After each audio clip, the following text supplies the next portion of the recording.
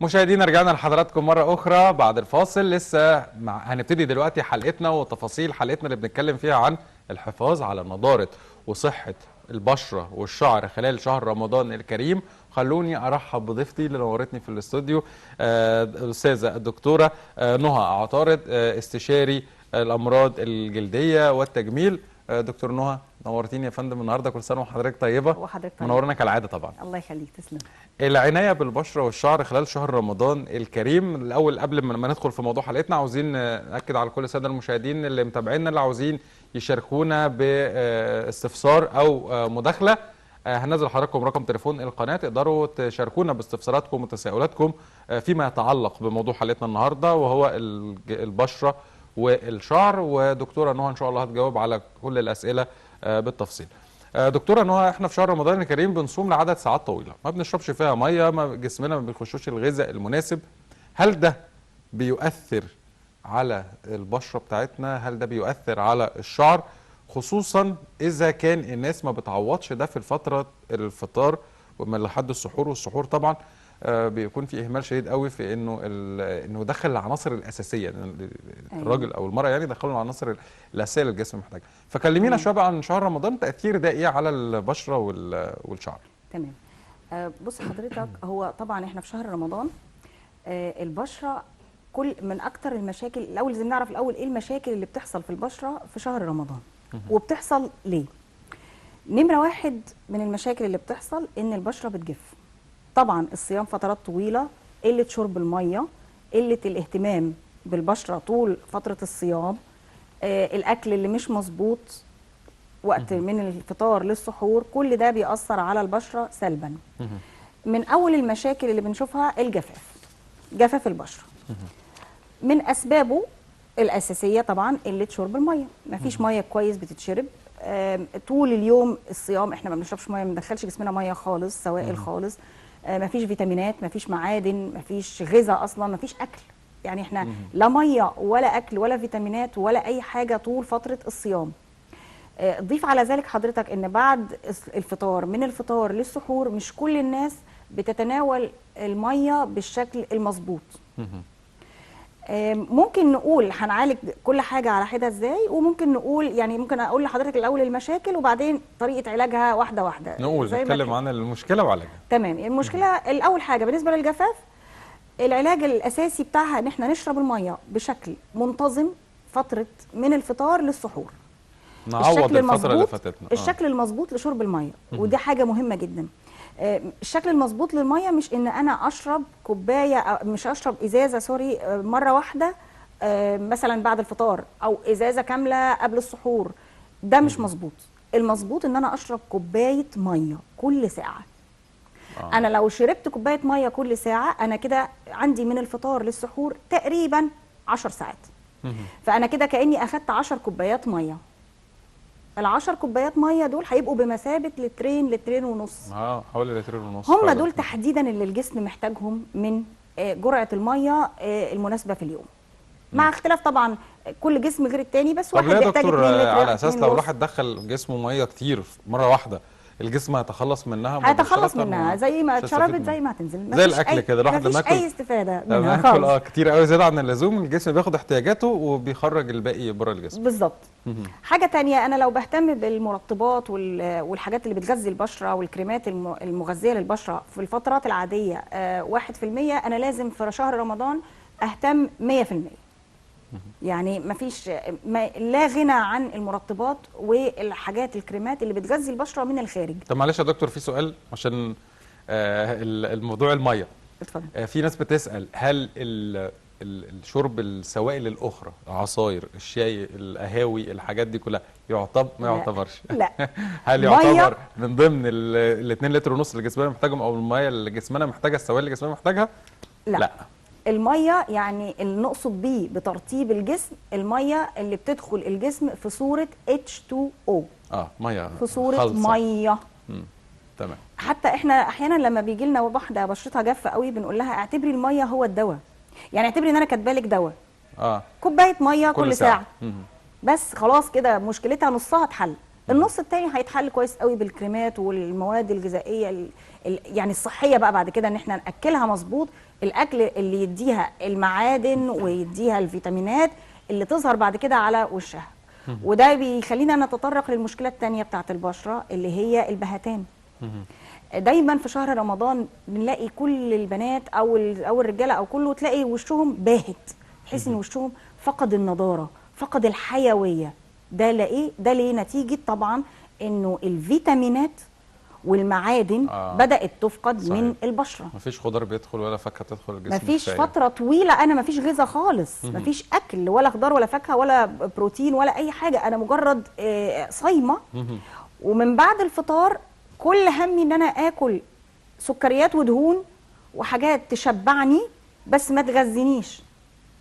يعني محدش هيجي بعد الصيام مثلا الفترات الطويله دي يقول انا عايز يعني من الفجر لغايه المغرب، محدش هيجي بعدهم يقول انا يلا هاتوا طبق السلطه. طبق سلطه ايه؟ احنا ساعه الفطار مفيش حد بيسال عن السلطه دي خالص، مفيش الخضار فين؟ طيب الفواكه مفيش الكلام ده.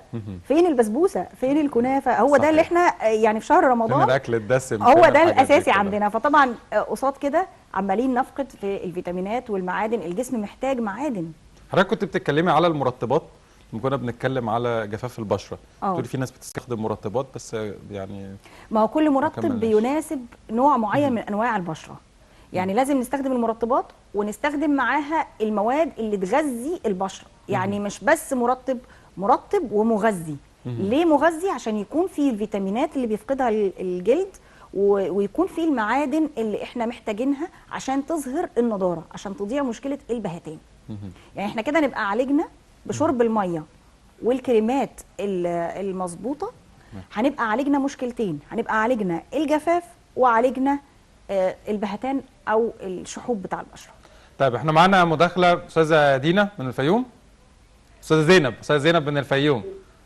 السلام عليكم يا فندم. وعليكم السلام يا فندم، كل سنه وحضرتك طيبه. طيب يا فندم، كل عام وانتم بخير. وحضرتك بالصحه والسلامه. مع حضرتك دكتوره نهى يا فندم، اتفضلي سؤالك. يا فندم لو سمحتي يا دكتوره. اتفضلي. في كده حاجات طالعه لي في رقبتي وفي حته حساسه زي الحسينات، الجلد اللي زي الحسينات ده، فحضرتك لو شلته ممكن يطلع تاني؟ على حسب حضرتك هتشيليه ازاي وبأنهي وسيله. حضرتك اروح لدكتوره زي حضرتك امراض جلديه. تمام. ما هو بصي حضرتك الحاجات دي بتتشال باجهزه، لو اتشالت الجدر بتاعها مظبوط خلاص المفروض ان المشكله ما بترجعش تاني. بس ادام جلدك بيكون الحاجات دي يبقى شيء. بتسيب في الصيف بس يا دكتوره. نعم بتسيب في الصيف بس. الصيف بس. طبعا علشان التعرق وعلشان الاملاح الزياده اللي في الجلد، فده بيزود عندها الحاجات دي.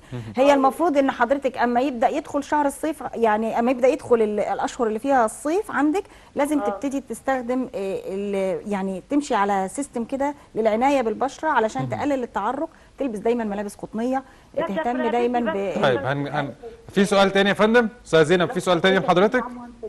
شكرا يا دكتور. شكرا يا فندم لحضرتك، تابعينا وهنجاوب حضرتك تفصيل. المشكله ايه الاول يا دكتور؟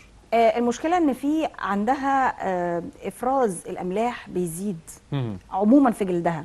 طبعا مع الصيف فمع الحر الملح لازم بيكون الحاجات دي اللي هي ايه بقى؟ هي بتقول زي نتوءات زياده في الجلد او حاجات زي الحبوب يعني كده. عايزه اقول لحضرتك ان في انواع معينه من انواع، يعني في انواع معينه من البشره فعلا بيبقى عندها استعداد انها تنتج الحاجات دي. لما بتتشال بالجهاز بالطريقه المظبوطه، ان لازم اهم شيء الجهاز يجيب الكور او ال يعني زي ما حضرتك كنت بتقولي الجذور بتاعتها. اما بتتشال خلاص المشكله المفروض انها في جذور هترجع تكون تاني، هترجع تزيد تاني نفس الزايده. اما لو هي شالتها من الجدر من اول مره خلاص كده، حتى لو هيتكون واحده جديده في وقت تاني، انما مش نفس اللي احنا عالجناها. لو طبيعه بشرتها بقى ان هي بتنتج الحاجات دي، لازم عندها روتين كده للعنايه بالبشره يكون خاص بيها هي. اولا الغسول بتاعها او الصابونه اللي تستخدمها لجسمها، انا افضل انها تكون صابونه جليسرين، ما يكونش فيها اي لا مكسبات ريحه ولا مكسبات اي حاجه خالص، ولا زيوت ولا اي حاجه. ما تستخدمش على بشرتها اي شيء غير الحاجات الناتشرال الطبيعيه. صابون يبقى جليسرين. بعد الاستحمام او كده لازم تنشف جسمها، وبالذات الثنايا الجلديه، لان هي لما اشتكت من المناطق الحساسه، يعني في ثنايا جلديه لازم الثنايا الجلديه تتنشف كويس جدا جدا جدا، ما يبقاش فيها اي نوع من انواع الرطوبه. بعد ما الواحد استحمى لازم يبقى جسمه جاف تماما. لو في كريم مناسب للعنايه ببشرتها تبتدي تدهنه بعد الحمام ب3 دقائق وجسمها لسه يعني مجرد نشفته كويس تدهن الكريم. ده هيساعدها على ان المسام تتقفل بشكل مظبوط، هيساعدها انه هيقلل امكانيه حدوث النتوءات دي. لبسها يكون من القطن. لو في دهون زياده عندها تبتدي تاكل بشكل صحي وتبتدي تقلل الدهون، لانه اصلا السمنه نفسها بتزود الزوائد. الحقيقه انا كنت لسه اسال حضرتك السؤال ده. احنا بنتكلم انه الاكل سلاح ذو حدين. لو انا باكل كتير وعندي سمنه ده له تاثير على البشره، ولو انا باكل اكل مش مظبوط واكل بسيط وحتى عندي نحافه بس ممكن يستل عندي مشاكل في البشره اني ما بدخلش الاكل اللي جسمي محتاجه. بالظبط. خلينا نتكلم على السلاح اللي ذو حدين ده، الاكل يعني. تمام. ما هو كده حضرتك بترجعنا تاني للمشاكل بتاعت البشره. من مشاكلها التانيه ايه غير الشحوب وغير الجفاف؟ هنلاقي يظهر تجاعيد خفيفه. ممكن تظهر في شهر رمضان تبقى زياده عن العادي. برضو ده بيكون نتيجه الاكل السيء. يعني مثلا زي ما حضرتك قلت، انا لما اركز في الفطار للسحور ان انا اكل سكريات، السكر اكتر حاجه بنعتبرها سلاح ذو حدين. هقول لحضرتك معلومه كده يعني يمكن مش معروفه قوي، بس السكر من العوامل الغذائيه اللي الكولاجين محتاجها علشان يتفرز في البشره، او نساعد ان هو يتنقل من مكانه يعني ايه للخلايا بتاعت البشره. تمام. بس احنا محتاجينه بنسبه بسيطه جدا. اذا زاد السكر عن حده، السكر اذا زاد عن حده او خدنا منه كميات كبيره يبتدي يكون لي الجلوكوز. الجلوكوز بقى يمنع امتصاص الخلايا للكولاجين. يعني يا اما يساعد في انتاجها يا اما يساعد في انتاجها بشكل مظبوط لو هو السكر المظبوط اللي متاخد بشكل مظبوط. طيب الحل ايه؟ ان احنا نستبدل السكر الابيض بالعسل. عسل النحل الطبيعي. طبعا المكون بتاع السكر اللي موجود في العسل ما بيتفرزش في الجسم، بيتفرز سلولي. يعني في حاجه اسمها سلو ريليز، يعني العسل السكر اللي فيه ما بيتفرزش في الجسم بكميات كبيره مره واحده. بيتفرز كل شويه. بالظبط. طب والعسل الاسود يا دكتوره؟ العسل الاسود مفيد جدا لان هو كمان هيقلل ظهور الانيميات. يعني العسل الاسود مفيد، بس اللي انا اقصده بالسكر انا بتكلم عن العسل الابيض مش الاسود. يعني العسل الاسود ده استخدامه يكون على بسيط برضه، لانه برضه لا مش على بسيط. العسل الاسود ممتاز، يعني ممكن معلقه قبل الفطار، معلقه مع السحور، ما يضرش، بس ما نكترش منه قوي. اما العسل الابيض، ولو ان العسل الاسود مفيد، العسل الاسود مفيد جدا، اخطر شيء السكر الابيض. السكر الابيض بنحطه في الشاي والمأكولات، نستخدم بداله السكر العسل. انا شايفه ان العسل بديل ممتاز للسكر. نحلي يعني حضرتك تقولي بالعسل؟ نحلي بالعسل طبعا. طبعا مش كل الوجبات هينفع قوي يعني الناس ممكن تتعود تحط العسل في الشاي في ناس بتعمل كده على فكره ده ممتاز. الانظمه الصحيه للتغذيه كلها معتمده فكرتها الاساسيه نمره 1 و2 و3 فيها اني استبدل السكر الابيض بعسل نحل. وانا شخصيا بفضل ان يكون عسل نحل. سكر الدايت انا ما بحبوش خالص. انا سكر الدايت انا يعني عندك تحفظ عليه، ما افضلوش. افضل دايما العسل النحل. الشيء الطبيعي دايما بيكون افيد واقيم، وافرازه في الجسم بيكون بطريقه سهله، بتساعدني ان الكولاجين يبدا ينشر او يبتدي ينتج في الجلد، ويبتدي الجلد يستفيد بيه بشكل صحي. تمام. طيب دكتوره نهى، هنروح لفاصل سريع مع حضرتك ومع كل الساده المشاهدين. فاصل سريع ونرجع نكمل مع حضراتكم حلقتنا ونستقبل كل مداخلاتكم واستفساراتكم. انتظرونا.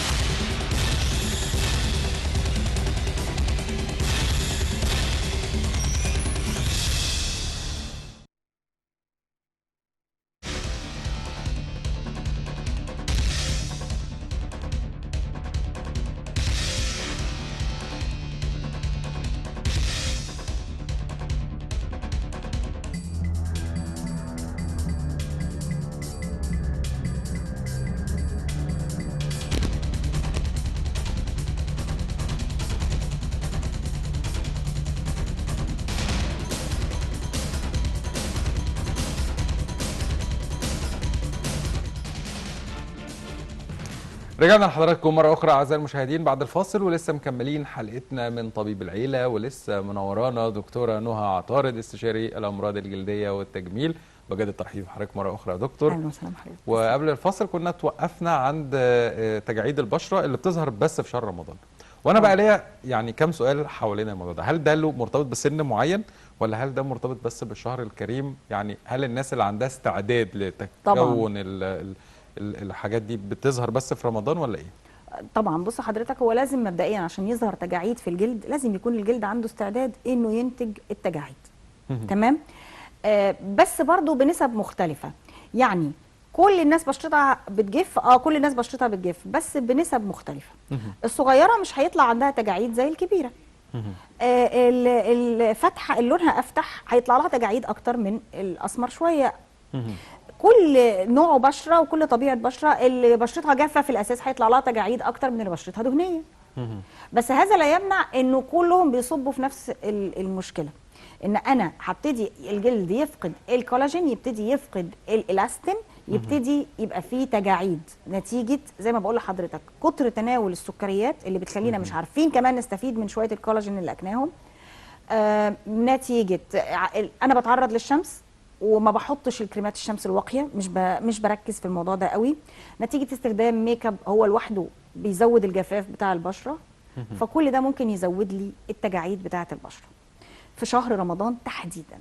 يعني ممكن بعد انتهاء شهر رمضان والعوده للحياه الطبيعيه ممكن بتتحسن، تبتدي تتحسن، بس ده لو هي عاداتها الصحيه اصلا واكلها مظبوط كان افضل قبل رمضان ولا لخبطت شويه. وليه نستنى لبعد رمضان؟ ما هو احنا في شهر رمضان الفضيل احنا نبتدي ناخد الاكل اللي فعلا يفيدنا. نستبدل السكر على قد ما نقدر بالعسل النحل. نبتدي لما ناكل حلويات او سكريات ما بنقولش نمنعها، بس ناكل كميه بسيطه منها، ما ناكلش كميات كبيره. لما ناكلها ما ناكلهاش بعد الفطار على طول. يعني يفضل دايما ان يبقى فيه الفطار الوجبه بتاعته الرئيسيه، بعدين مثلا على الساعه 10 في نص اليوم نبتدي ناكل قطعه الحلويات او الحاجه دي، ونعمل بعدها مجهود، يعني نقوم نتمشى نتحرك نلعب شويه رياضه عشان نحرقها ونستفيد بيها، والجسم ينتج الحاجات المطلوبه منه، وما نهملش ابدا تناول الفيتامينات. الخضار الفاكهه لازم يبقى شيء اساسي روتيني. لازم كل يوم ليا قطعه فاكهه، ومن الفواكه اللي تكون بتفيد البشره مثلا وتفيد الجسم عموما، فيها فيتامينات فيها معادن، تقوي الجسم، تقلل الانيميا، تزود المناعه. زي مثلا اكل تفاح، تاكل موز، تاكل الجزر، الفراوله ممتازه جدا للسيدات، الخس، الخيار. الحاجات الخيار مهم جدا في السحور، لان الخيار بيعوض البشره مرطب طبيعي، مرطب طبيعي داخلي وخارجي. لو اتحط على العين بيرطب برضه وبيعمل كل حاجه، في مواد قابضه. الخيار ممتاز. كل الاكلات دي تساعد ان انا اريستور المعادن والفيتامينات بتاعه البشره بشكل طبيعي ويومي، والواحد ما يعانيش خالص بمشاكل في شهر رمضان من ناحيه التجاعيد، ما يبقاش شايل مشاكل اهمها. يعني يحط الميك اب بتاعه، لازم يحط تحتيه كريم الشمس، الكريم الواقي الصبح يحافظ على بشرته، الكريمات المرطبه ليلا، اغسل البشره بالغسول المناسب مش باي حاجه. ما توفرش الغسول المناسب مفيش مشكله، صابونه الجليسرين تغني عن الغسول مفيش اي مشكله، شيء طبيعي وبتناسب معظم انواع البشره، ما تضرش في اي شيء. كل دي حاجات اساسيه. في برضو من ضمن المشاكل بتاعت البشره الحبوب، برضو من ضمن الشكاوي اللي بتيجي كتير جدا، زياده الحبوب في خلال فتره شهر رمضان. يعني يا دكتور انا طول الشهر، انا طول السنه زي الفل، ما بيطلعليش حبوب الا في شهر رمضان. ما هي عاده الحبوب دي بقى بتبقى دي موسميه وممكن تكون حبوب جفاف. الحبوب دي بتطلع نتيجه الجفاف، كتر التعرض للشمس بدون وضع واقي الشمس المناسب، قله شرب الميه زي ما قلت لحضرتك، استخدام الميك اب الكتير بالنهار على بشره جافه، من اكتر الحاجات اللي بتنشئ الحبوب. لا ده احنا نقف بقى هنا يا دكتور، عشان احنا اللي نعرفه، انت النهارده بتقولنا معلومات جديده الحقيقه. احنا اللي نعرفه ان الحبوب دي دايما بتطلع للبشره الدهنيه طبعا، انما جفاف البشره بيؤدي لحبوب ازاي؟ في لا، جفاف البشره بيؤدي لحبوب بس نوع اخر من انواع الحبوب، مش حبوب الشباب. البشره الدهنيه بيطلع فيها الحبوب اللي بتعمل الراس البيضاء وتبقى مجمعه جواها حاجه، وبتبقى حبوب مؤلمه. دي حبوب البشره الدهنيه. وعلى فكره البشره الدهنيه من اكتر البشرات اللي بتعاني من الحبوب في شهر رمضان برضو. يعني مش معنى ان هي دهنيه ان هي بالعكس، ده هي بتختزن الدهون ومفيش شرب ميه كويس، مفيش وضع للكريمات، السكر كتير جدا في الجسم، فمفيش كولاجين، مفيش الاستين. انا عماله ادي للجسم مواد ضاره ومتجنبه تماما تناول الخضار والفاكهه، وبالتالي الحبوب عماله تزيد وتطلع في البشره نتيجه نقص المناعه. كل دي حاجات بتؤدي الى زياده الحبوب. ما بستخدمش الواقي من الشمس وبحط مكياج كتير الصبح. البشره الدهنيه طبيعي بتتبهدل من الحبوب في شهر رمضان لو ما اهتمتش، ولو ما شربتش الميه بشكل مناسب، لو ما اخدتش الفيتامينات والمعادن المناسبه بتاعتها، لو ما اهتمتش بانها تشيل الميك اب بالطريقه المظبوطه وتغسل بعديه بالغسول المناسب. الغسول يعني دايما انا بنصح اللي بشرتها دهنيه واللي عندها استعداد كتير لانتاج الحبوب ان تستخدم الغسول المناسب، الغسول ثم الغسول ثم الغسول ثم واقي الشمس.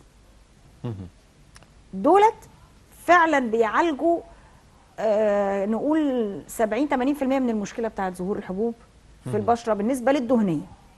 بالنسبه للجافه هنقول لها اشربي ميه، حطي المرطبات بتاعتك المظبوطه واشربي الميه بالشكل المظبوط. خدي الاكل اللي فيه فيتامينات عشان الجفاف بتاعك ده ممكن يظهر الحبوب، وخصوصا مع التعرض للشمس الصبح تظهر الحبوب وتظهر تينيات في البشره وتظهر حاجات كتير. الاهمال يا فندم بيوصل البشره لانها ممكن توصل لمرحله الفلير. يعني الاهمال مش حلو انه يتراكم على بعضه. ماشي، انا جات لي فتره ما حدش يقدر يفضل مهتم بوشه ومركز مع نفسه طول الوقت. اكيد الناس بتتعرض لمشاكل، لضغوطات، لاي حاجه بتلهيها عن الاهتمام. هي الفكره بس ان انت ما يبقاش متواصل. يعني الاهمال لازم يجي له مرحله وتبداي تهتمي كل شويه، تبداي تهتمي. ومش البشره بس، ده الشعر كمان. يعني احنا هنخلص. على ذكر حضرتك قلتي التاني، هو موضوع يعني يمكن ملوش علاقه بحلقتنا قوي النهارده، بس له علاقه بشهر رمضان وفي العموم. يعني في ناس يا دكتور بعد الوضوء ما بتهتمش ان هي تنشف رجليها. التنشيف ده فانجل انفكشن على طول. فبالظبط الفانجل انفكشن على طول. التنشيف ده مهم جدا جدا جدا. انا قلت لحضرتك ان تنشيف الثنايا الجلديه زي ما كانت الاستاذه بتسال من شويه عن المشاكل اللي بتطلع لها فانجل انفكشن.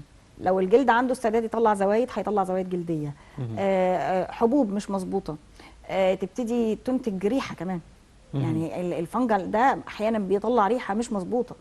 يعني في ناس بيعانوا من الموضوع دوت بسبب يعني الوضوء. هم بيتوضوا مش اي حاجه، سيدات ورجال على فكره، بس ما بينشفوش رجليهم كويس بعد بالظبط. ولازم حتى الاصابع القدم لازم تتنشف كويس جدا ما بينهم بعد الوضوء.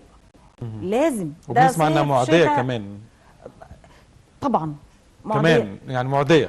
هي معديه لو قلبت بفنجل او بتاذي نفسك بس. هي معديه لو قلبت بفنجل انفكشن. اما لو القصه مجرد ريحه او كده فهي بتبقى بتخص الشخص نفسه بس. يعني دايما عشان كده بننصح ان ما حدش يلبس الشوز بتاعت حد. اما نبقى في مصيف ولا حاجه ما نحطش رجلينا في الميه يعني على الارض كده. لازم يبقى في سبو، حاجه ملبوسه تحت رجلينا، ما نبقاش مننا للارض على طول. دايما الشخص اللي عنده المشكله ديت هو نفسه لازم يغير الشوز اللي بيلبسها، لان بتبقى الريحه مسكت فيها نتيجه الفنجل انفكشن. هي الفنجل انفكشن دي اللي هي اصابه بكتيريه مش كده؟ لا، فطريات. اصابه فطريه. الاصابه الفطريه دي بتبقى يعني الفطريات دي اوريدي موجوده في دي لها اشكال كتير قوي. يعني موجوده اوريدي في اجسامنا ولا بناخدها لا، الفطر ده احنا بنلقطه بس. يعني بنلقطه باشكال كتير قوي. يعني التينيا دي في مثلا التينيا لها 3 انواع. يا اما تظهر ممكن مثلا تظهر. هنتكلم عن التينيا بس ناخد استاذه نهاد الاول. استاذه نهاد اهلا بيك يا فندم. السلام عليكم. وعليكم السلام ورحمه الله وبركاته. كل سنه وحضرتك طيبه يا استاذه نهاد. وحضرتك طيب. مع حضرتك الدكتور يا فندم، اتفضلي سؤالك. لو سمحت يا دكتوره، انا عندي ازمه بقالها 13 سنه. تعباني خالص ومش لاقيه لها حل. رحت لدكاتره كتير خالص مش لاقيه لها حل خالص. ونفسيتي تعبانه في وداني. الازمه ديت كانت جات لي. انا كنت عامله كنت صبغه شعري من 13 سنه واتحرق، ولما اتحرق جات لي الازمه دي بقالها 13 سنه في شعري وفي وداني وفي وشي وفي في الرقبه، منطقه الرقبه والودان والوجه. والوجه والشعر اتحرق. والشعر وكل حاجه، وجسمي دلوقتي بقى فيه اكزيما برضه، ونفسيتي تعبانه خالص من الحكايه دي، تعبانه نفسيتي، مش لاقيه حل عند اي دكتور ومش عارفه اعمل ايه. طيب انا هجاوب عليها. سلامة حضرتك. انا هجاوب. الف سلامه عليك يا فندم. دكتوره هتجاوب حضرتك حالا بالتفصيل يا فندم. هتجاوب حضرتك حالا. الف سلامه عليكي، وان شاء الله يعني بفضل هذا الشهر الكريم ان شاء الله ربنا يشفيكي ويقومك بالف سلامه. طيب بص حضرتك، مشكله الاكزيما المشكله بتاعت الاكزيما دي لما بتتفاقم حرفيا هي بتخلي البني ادم مش عارف يعيش حياته. هو مش عارف يعيش اصلا.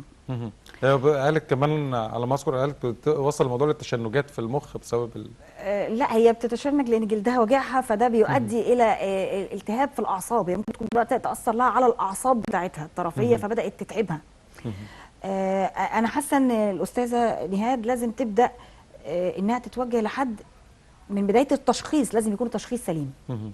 بس احنا بنتكلم هي بقى 13 سنه. الاكزيمات انواعها كتير يا فندم، انواعها كتير ومختلطه، والاكزيما اذا اتعالجت غلط احنا كده بنضاعف المشكله. فمعنى انها عماله تغير من دكتور لدكتور بقى لها اكتر من 20 او بقى لها اكتر من 13 سنه زي ما حضرتك بتقول، او 10 سنين، فهي معنى كده انها عماله استخدمت في النص اكيد علاجات كتير غير مناسبه. فعماله تستخدم العلاج الغير مناسب يقوم يخلي المشكله تكبر عندها اكتر. تيجي تستخدم العلاج المناسب شويه يهديها، اول مره تستخدم علاج تاني مش مناسب يتعبها اكتر، تستخدم العلاج المناسب تلاقيه مش فعال زي الاول. فهي عماله تمشي في فيش والسيرك، عماله تمشي في دايره مغلقه. هي لازم من البدايه تتشخص صح، ولازم روتين الحياه كله عندها يتظبط، لان انا على ما اعتقد ان في مشكله عندها في التشخيص. دي مش اي نوع من انواع الاكزيما. الاكزيمات اللي بتنتشر بالشكل ده تبتدي تاخد الودن وتاخد الشعر تاخد كده، لازم تتشاف عند حد كويس. وبعدين الاكزيما دي هل عامله قشره؟ لونها ايه؟ بتهرش فيها؟ بتألمها؟ بتبدأ تطلع ازاي؟ كل العلاجات اللي استخدمتها ما فيش علاج فيهم جاب نتيجه. اكيد في علاج فيهم جاب نتيجه. طيب وقفتيه ازاي؟ بعد ما وقفتيه بدأتي تستخدمي ايه؟ ما هو اللي عندها حالات مزمنه كده ما ينفعش، الاكزيما المزمنه ما ينفعش تعيش حياتها من غير ابدا دهانات وقائيه. المشكله يا دكتور انه في ناس يعني اول ما بتستخدم دواء وتحس انه لسه ما جابش النتيجه المناسبه، في ادويه بتاخد وقت طويل عشان طبعا تجيب نتيجه، اول ما تحس انها ما جابتش نتيجه فبتوقف اوتوماتيك من تلقاء نفسها بدون. هقول لحضرتك بس الاكزيمات مش من الحاجات اللي بتحتاج وقت طويل في علاجها زي الفطريات اللي بتاخد الموضوع دوت. هي اللي بييأسوا دايما في النص، لانه علاجها بياخد مش اقل من 3-6 شهور وممكن سنه كمان. اما الاكزيمات لا، الاكزيمات هتبتدي تستخدم الدواء، يا هتبتدي تحس انها بترتاح في خلال الاسابيع الاولى، بعد كده شهر تبتدي تحس انها اتحسنت. حتى لو الاكزيما دي وصلت لمرحله ان دي مش اكزيما، مثلا لو هنقول ان عندها صدفيه، فلازم تستخدم الادويه والاقراص بالشكل المناسب اللي قال عليه الطبيب. هل هي بتلتزم بوضع الدواء في مواعيده؟ هل هي بتستخدم الدواء اللي كاتبه الطبيب ولا بدائل؟ لان احنا اصبحنا عندنا دلوقتي مشكله البدائل دي مشكله رهيبه. انه الدواء انا ما لقيتوش اجتهد واجيب البديل. لا، مش صحيح. لازم يكون اللي انت اجتهدتي وجبتيه يكون هو البديل. لازم ترجعي للطبيب. هل هو ده الدواء اللي مكتوب؟ هل نفس الماده فعاله فعلا؟ حتى لو ده ريكومنديشن من الصيدلي نفسه، لان احيانا بنروح نجيب الصيدلي بيكون دارس، الصيدلي بيقول لك ان ده مش موجود يا دكتور كاتبه، بس ده في نفس الماده الفعاله بالظبط، فممكن هو ده يكون الصيدلي بديل بيقول يعني. لها دايما لكن يعني احنا حضرتك تقصدي اللي هو ايه؟ انا الاجتهاد الشخصي. انا لا يعني مش بس ما اسمعش، اسمع وكل حاجه واخد الراي، لان الصيدلي هو طبيب صيدلي دارس. يعني حد مثلا صديق جرب حاجه لا ده كويسه عملت في البشره فناخدها ونروح نشتريها ونجربها. لا صديق لا. وهقول لحضرتك حتى انا لجأت للصيدلي كتر خيره، قال لي مثلا الدواء ده مش موجود بس في عندي بديل. مفيش مشكله اني ارجع للدكتور اللي كاتب الدواء او الدكتور اللي كاتب الدواء، اقول له دكتور دلوقتي الدكتور الصيدلي بيقول لي ده مش موجود وده موجود، ايه راي حضرتك؟ هيفيد في حالتي او لا؟ على اساس ان الطبيب هو اللي مشخص الحاله. صحيح، هو اللي فاهم، فهو عارف العلاج او الماده دي هتوصل معاها لايه بالظبط. فهي بالنسبه للاستاذه انا حاسه ان القصه بتاعتها هي لازم تهدى طبعا، تبتدي يدخل واضح عليها التوتر طبعا لان هي بدات تخش انها محتاجه ادويه مغذيه للاعصاب، لانه معنى ان يبقى في تشنجات احنا محتاجين دلوقتي ندخل الفيتامين بي.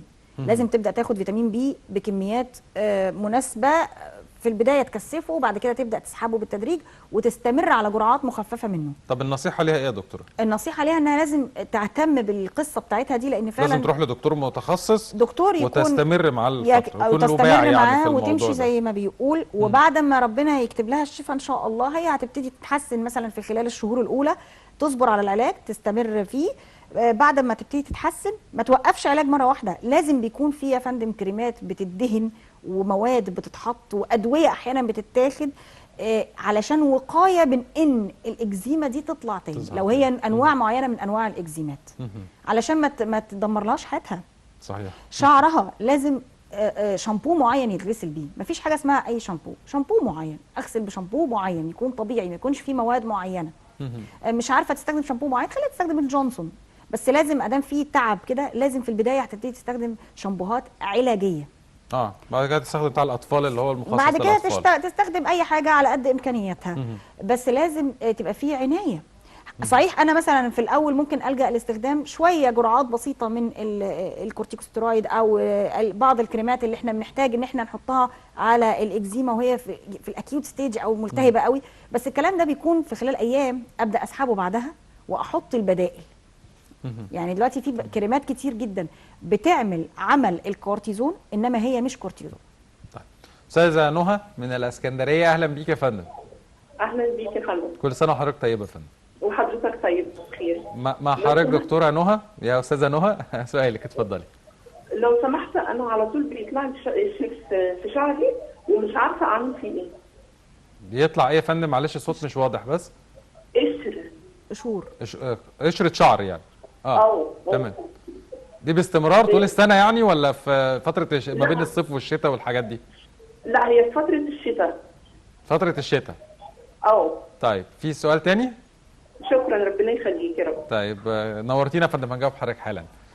مشكله القشره دي منتشره عندنا كلنا على فكره ما بين الصيف والشتاء، وفي الشتاء طبيعي انها تبقى اكتر طبعا لانه الشتاء هي بتقلل شرب الميه والجلد بيجف اكتر. ده كمان احنا فطبعا ده من ضمن خدتنا بسرعه على موضوع الشعر، احنا كنا لسه هنتكلم فيه بس يعني ماشي اوكي. هو احنا لما ما بتشربش ميه اكيد هي مش منتظمه في شرب الميه كويس، واكيد مع فتره الشتاء كلنا بنحب نقلل شرب الميه علشان صحيح. لو احنا مش في البيت او كده فبالتالي بيأثر ده على بشرتنا سلبا بانه يبقى فيها جفاف في البشره وفي الشعر.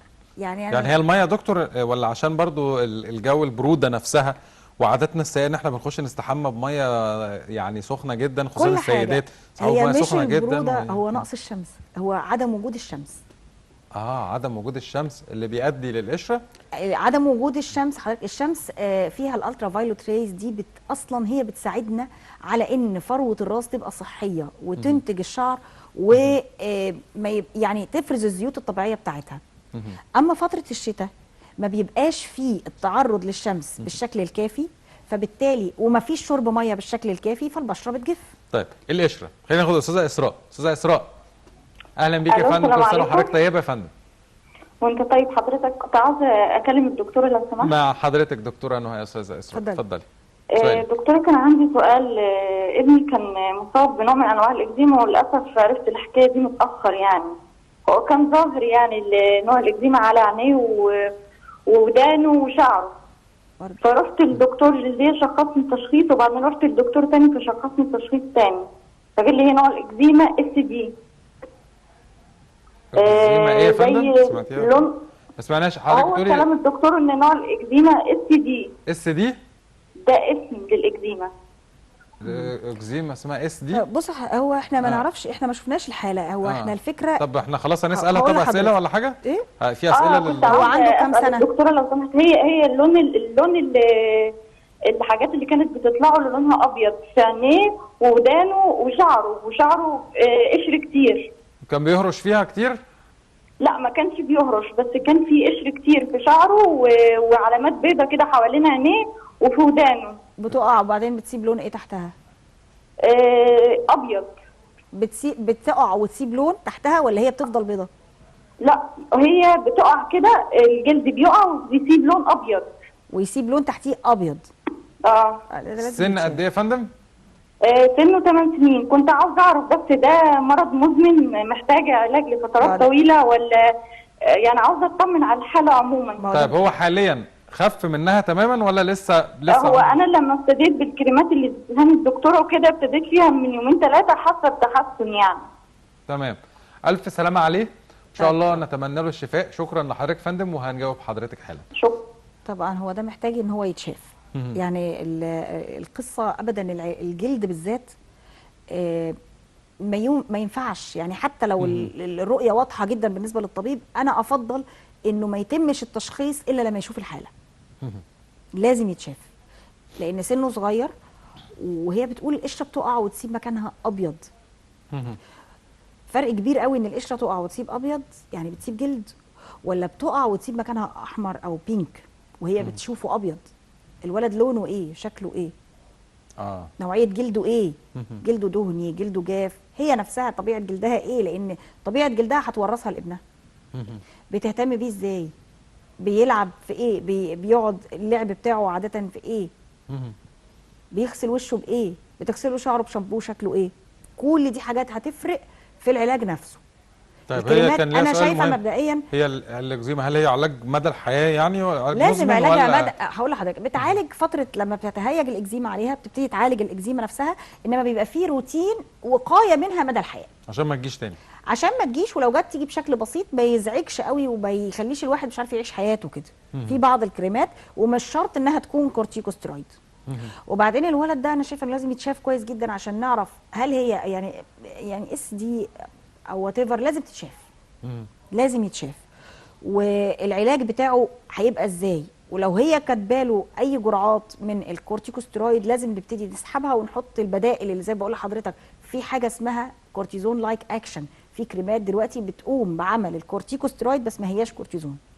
دي ممتازه في سحب الكورتيزون وممتازه في الوقايه لفتره، وبعد كده بنقلب على المرطب. فاحنا كده كاننا شبه بنعالج الحاله المزمنه. طيب نرجع بقى لقشره الشعر. تمام، نرجع للشعر اللي احنا يعني احنا قلنا سببه قله الشمس، قله الميه، ده في الفصل ما بين الصيف والشتاء. وممكن في شهر رمضان برضو نتيجه في شهر رمضان قله طبعا الميه. نتيجه قله الميه، نتيجه قله الفيتامينات والمعادن. ممكن الشعر يبدا يتقصف في رمضان نتيجه. طب هل قشره الشعر علاجها ايه يا دكتوره؟ هل ليه علاج؟ عشان الناس بصراحه ليها. داخت وتعبت في ليها علاج بس الفكره انا كان في حد نصحني نصيحه دكتوره قبل كده، مش عارف يعني هل هي صحيحه ولا لا. قال لي الشامبوهات اللي مكتوب عليها ضد القشره ما تشتريهاش وما تستخدمهاش، انها هتزود لك القشره. لا ده كلام بقى يعني مش اللي هي متخصصه قوي، لا في كلام كريمات متخصصه. لا اقصد هو في شامبوهات متخصصه اصلا لعلاج قشره الشعر، لكن اقصد في شامبوهات اخرى اللي موجوده عادي الناس بتشتريها للديلي بيزس الاستخدام العادي، مكتوب عليها ايه العلاج مش العلاج يعني لقشره مش عارف ضد القشره ضد ايوه الحاجات دي. بص حضرتك ادينا بقى الكلام الصح. هقول لحضرتك قشره الشعر هي قصه مزعجه. مفيش حاجه اسمها ملهاش علاج، لها علاج طبعا، لها علاج ولها طريقه اهتمام بعدها، زيها زي الاكزيمات بالظبط. برضو انا اعالج ادام انا فروه راسي بتطلع قشره لازم اهتم. اهتم ازاي؟ نمره 1 و2 و3 اشرب ميه بطريقه مظبوطه. طيب فرضا انا بشرتي دهنيه وعماله بتزيت وبتعمل وبشرب ميه وبرده في قشره، مفيش اي مشكله، ابتدي استخدم الشامبو العلاجي اللي ضد القشره بس يكون علاجي. في شامبو كاتبه طبيب علاجي ضد القشره يبقى مره او مرتين بالكتير في الاسبوع، مره او مرتين ممكن لغايه 3، عشان بيعمل جفاف ممكن لغايه 3 للشعر، مش كده يا دكتوره؟ ممكن لغايه 3. ما انا لازم اطرد القشره على حسب الحاله. صح، حسب الحاله وحسب سبب القشره يا فندم. القشره اللي بتقعد سنين طويله مع البني ادم دي او ما بتخفش بسهوله لازم بيكون تحتها سبب مرضي، يعني لازم نكون مشخصين صح ايه اللي عامل القشره دي. في ناس باي ذا واي بيجي لها حاجه اسمها الصدفيه في الراس بس، في شعرها بس. دي بتبقى بتعيش حياتها غرقانه في القشره، مع ان هي لو اتعالجت صح واخدت الشامبو المناسب. والشامبوهات طبعا اللي ضد القشره اللي تعمل المفعول اللي احنا بنتكلم عنه، خلينا نقول ما بتبقاش سعرها هين قوي للاسف. أيوة. للاسف فبنضطر ان احنا نستخدمها في البدايه لغايه لما نعالج المشكله بشكل مظبوط. شعري ما بقاش فيه قشور، ابتدي استخدم الحاجات الوقائيه بقى. الوقائي ممكن ابتدي ساعتها انا في المرحله دي اوفر شويه في المصاريف وفي نفس الوقت اخد العلاج المظبوط. اما يستخدم كريمات للشعر ممكن يكون القشره سببها ان انا بستخدم كريمات غلط وبستخدمها بكثره على الشعر وبحطها على فروه راسي. لا، انا لو هعمل ماسك لشعري او هعمل كريم ليف ان او حاجه بعد الحمام يعني لازم يكون يدهن من، يعني بسيب دايما سنتي 2 سنتي من الشعرايه وبعدين ابتدي ادهن على الاطراف فقط. ما ادهنوش على فروه الراس ده ابدا. رجاله وستات؟ ده رجاله وستات طبعا. طبعا الكلام ده هو الرجاله كله سنتي هنسيب سنتي ماشي، برضه على الاطراف يا فندم، على الاطراف مش الفروه. فروه الراس يا اما يتحط عليها الشامبو المناسب او الشامبو المضاد للقشره المناسب، او لو هدهن امبولات او فيتامينات مناسبه علشان ابتدي ازود يعني اغذي البصيله واخليها تنتج الشعر بشكل افضل. دكتورة نهى عطارد، استشاري الامراض الجلديه والتجميل، نورتيني يا فندم. كل سنه وحضرتك طيبه. شكرا على وجودك معنا النهارده، وشكرا على ردك على كل اسئله واستفسارات الساده المشاهدين ومتابعي القناه. شكرا يا فندم. العفو يا فندم. أعزائي المشاهدين، دي كانت نهاية حلقتنا النهاردة. يا رب الحلقة تكون نالت إعجاب وقبول حضراتكم. بنتمنى يا رب بمناسبة هذا الشهر الكريم شفاء لكل المرضى. رب إن شاء الله أي حد بيعاني من أي شيء ربنا يشفيه إن شاء الله، ويشفينا جميعا. شكرا على حسن متابعتكم. هنشوفكم إن شاء الله دايما في حلقات جديدة من طبيب العيلة. حتى يحين هذا الموعد أترككم في أمان الله.